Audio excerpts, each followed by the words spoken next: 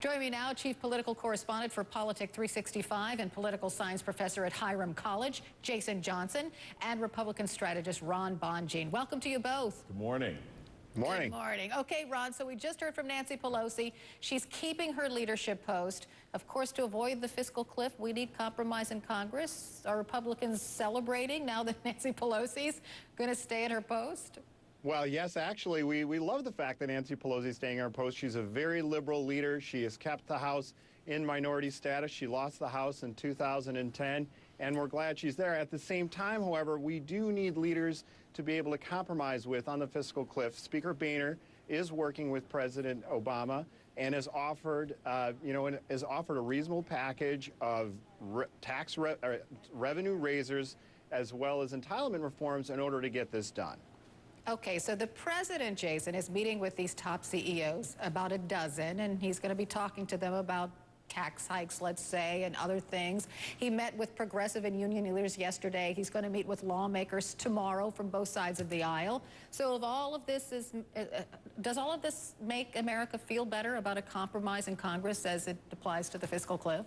I don't think it makes America feel better. I think what we're hoping for is, after a 2-year-long presidential election where the country basically decided that they agreed with what Barack Obama wants to do, that we're not going to see a bunch of unnecessary political posturing. Look, this may not be a fiscal cliff that will destroy our recovery, but the end of the payroll tax cut is something that's going to hit every single American in the pocketbook. And that alone, not to mention the fact that unemployment benefits ending, I think those are the kinds of things America wants those fixed. They don't want this to become a political football. Hopefully will be done by Christmas. Well, it's interesting. I interviewed Ron Bonjean, Congressman Welch, who's a Democrat. He said that, you know, if Republicans don't go along with what Democrats really want and what he says most voters in this country want, then we should just allow the country to go off the fiscal cliff until we can get a better deal.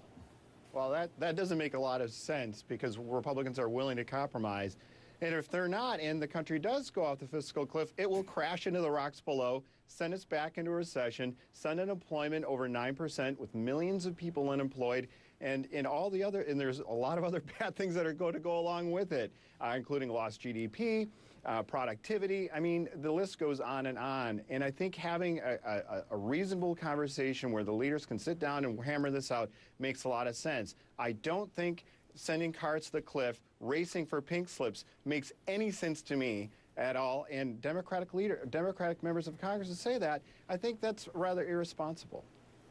What do you think, Jason? Is it irresponsible? Because some economists even say, oh, it won't be that bad if we go off the fiscal cliff, because the business community only needs to know that they're working on a viable deal. Right. Look, it's not so much a fiscal cliff. Like I said, the payroll tax cut will matter. It's more like a bathtub filling with water that's eventually going to spill over the sides. It's inconvenient, but it'll take it a while before it ruins your house. But it's more of a symbolic issue. Look, we just had a 2-year-long campaign about these issues. Americans believe by 50%, not to mention 55 seats in the Senate, that the Democrats' plan is better. And I think it's probably time for the Republican Party. Yes, Barack Obama, negotiated a bad deal a year ago, but I think it's time for the Republican Party to sort of roll over and say, look, we're going to go with what the mandate that the president has. It makes a lot more sense rather than fighting at this point. All right, we'll see. Jason Johnson, Ron Bonjean, thanks so much. Thank you. Thank you. We'll bring you the president's news conference. Yes, he's going to have a news